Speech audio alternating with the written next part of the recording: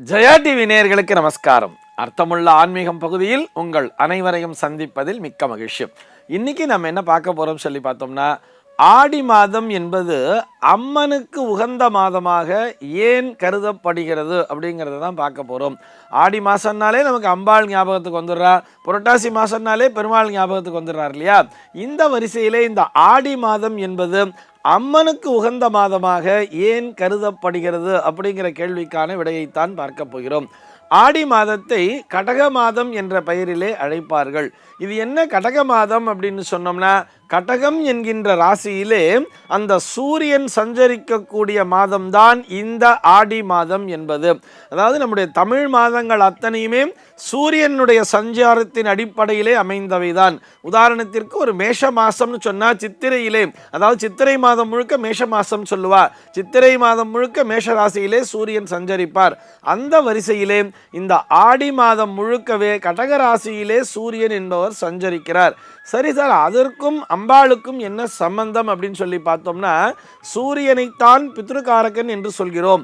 அந்த சூரியனுக்குரிய பிரத்யதி தேவதை யாருன்னு பார்த்தோம்னா பசுபதிநாதர் என்கின்ற அந்த பரமேஸ்வரன். அதே மாதிரி இந்த கடகம் என்கின்ற அந்த வீடானது சந்திரனுக்குரிய சொந்த வீடாக பார்க்கப்படுகிறது.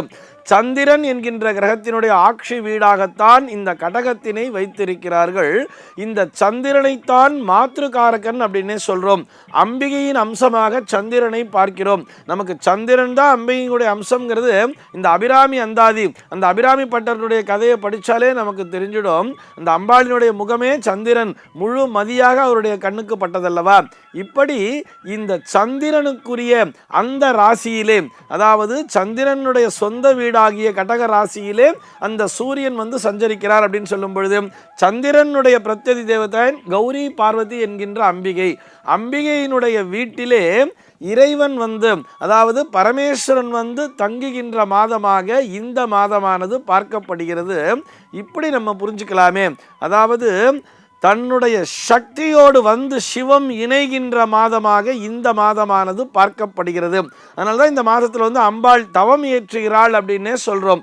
அம்பாள் தவம் இயற்றுகிறாள் அப்படின்னு சொன்னால் யாருக்காக தவம் இயற்றுகிறாள் அப்படின்னு சொன்னால், மக்களாகிய நமக்காக, அம்பிகையினுடைய குழந்தைகளாகிய நமக்காகத்தான் அம்பிகை இந்த ஒரு மாதம் முழுக்கவே விரதம் இருக்கிறாளாம். இப்போ இப்படி யோசிச்சு பாருங்களேன், நமக்காகத்தான் அம்மா விரதம் இருக்காங்க வீட்டில். நம்ம வந்து குழந்தைகள், இந்த குழந்தைகள் அனைவரும் நல்லபடியாக இருக்க வேண்டும், குழந்தைகளுக்கு இறைவனுடைய ஆசி பரிபூர்ணமாக கிடைக்க வேண்டும் என்ற எண்ணத்திலே அன்னையானவள் விரதம் இருக்கிறாள். இப்போ நம்ம வீட்டில் வந்து ஒரு விரதம் அப்படின்னு இருந்தால் நம்ம என்ன பண்ணுவோம்? விசேஷமாக வீட்டில் வடை பாயசம்லாம் செஞ்சு நைவேத்தியம் பண்ணுவோம் இல்லையா?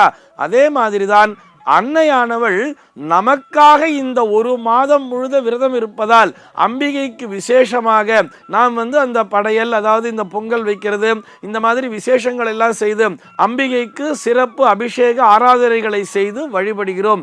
என்ன காரணத்திற்காக சொன்னால், குழந்தைகளாகிய நாம் நன்றாக இருக்க வேண்டும் என்ற எண்ணத்திலே அன்னையானவள் நமக்காக விரதம் இருக்கிறாள், நமக்காக தவம் இயற்றுகிறாள். அந்த அன்னையை போற்றுகின்ற விதமாக நாம் இந்த ஆடி மாதத்தினை அம்பிகையினுடைய மாதமாகவே நினைத்து வழிபட்டு கொண்டிருக்கின்றோம். அதாவது சிவம் வந்து சக்தியோடு இணைகின்ற அந்த ஒரு மாதமாக இந்த மாதமானது பார்க்கப்படுகிறது. அதனால தான் இந்த ஆடியில் பார்த்தோம்னா அம்பிகைக்கு மாத்திரமில்லை, இந்த ஆடி அமாவாசை என்பது கூட மிகவும் சிறப்பு பெறுகிறது. தந்தையானவர் வந்து அன்னையோடு அன்னையினுடைய இல்லத்திலேயே ஒன்றாக இணைவதால் தான் முன்னோர்கள் வழிபாட்டிற்கும் இந்த ஆடி அமாவாசை நாள் என்பது மிகவும் சிறப்பு பெறுகிறது. அந்த வரிசையிலே இப்போ இந்த ஆடி மாதம் அப்படின்னு எடுத்துட்டாலே அம்பிகைக்கு நாம் அந்த கூழ் வார்த்தல், சாக்கை வார்த்தல், குறிப்பாக அந்த வேப்ப இலை அப்படிங்கிறதுலாம் நமக்கு ஞாபகத்துக்கு வந்துடுது தெரியுமா? இது எதற்காகன்னு சொன்னால், வெளியிலிருந்து வரக்கூடிய அந்த துர்சக்திகளிலிருந்து, அந்த நெகட்டிவ் எனர்ஜின்னு சொல்கிறோம் இல்லையா, அந்த எதிர்மறையான அந்த சக்திகளிடமிருந்து நம்மை காப்பதற்காக அன்னை நம்மை பாதுகாத்து கொண்டிருக்கிறாள்.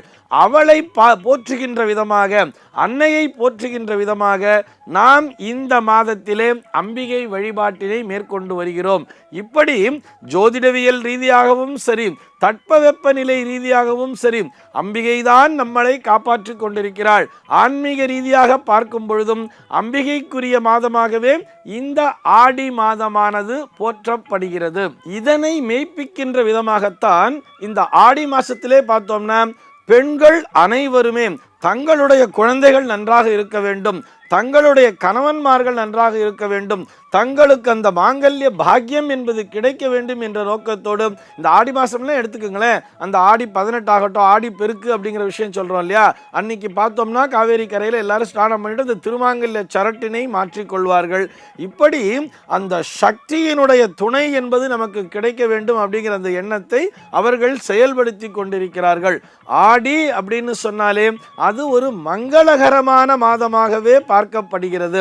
இந்த சக்தி என்கின்ற விஷயமானது, சக்தி இல்லைன்னா சிவமே கிடையாது தானே, ஒரு எனர்ஜி அப்படிங்கிற ஒரு விஷயத்தினை இந்த தட்சிணாயனத்தினுடைய முதல் மாதமாகிய, அதுவும் இந்த ஆடி மாதம் எடுத்துட்டாலே தட்சிணாயனத்தினுடைய முதல் மாதம்.